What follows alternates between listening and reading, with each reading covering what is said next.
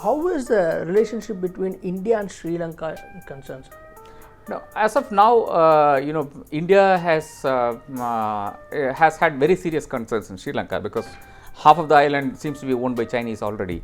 It was because India didn't want Mahinda Rajapaksa to continue in power that it helped in the changeover, and you had a national unity government in place and whatnot. But now again it's election time, and what we see is that over the past 4 years, both Maithripala Sirisena, President, and Ranil Wickremesinghe, Prime Minister, have both gone to Beijing and have signed extensive deals.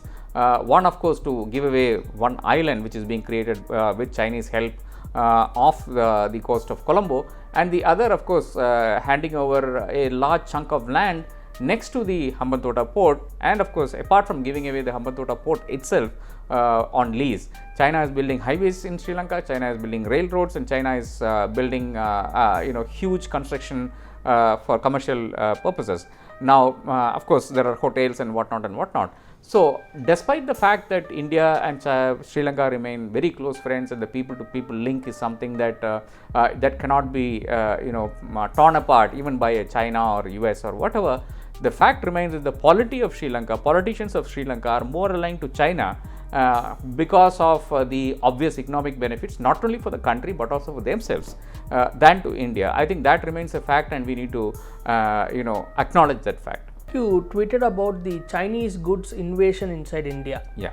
That is, how grave the situation is, sir?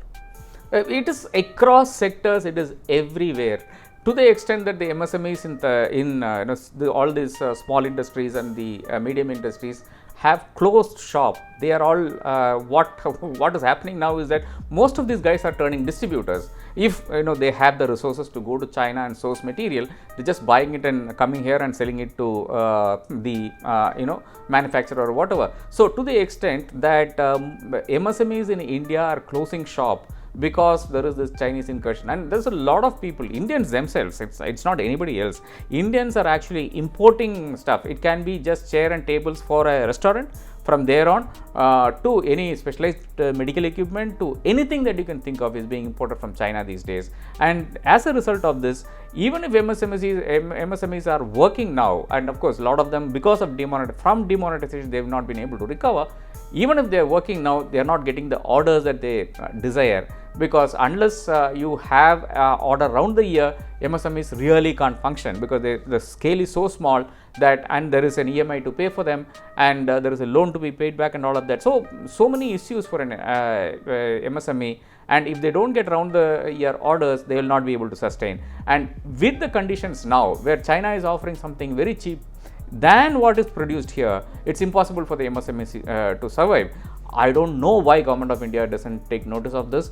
Everyone in the industry knows. I'm very sure that this would have gone to the notice of the Finance Minister Nirmala Sitharaman, most definitely the notice of the Prime Minister Narendra Modi. Despite all of this, we don't see any movement. There has been absolutely no clampdown on this kind of import from China.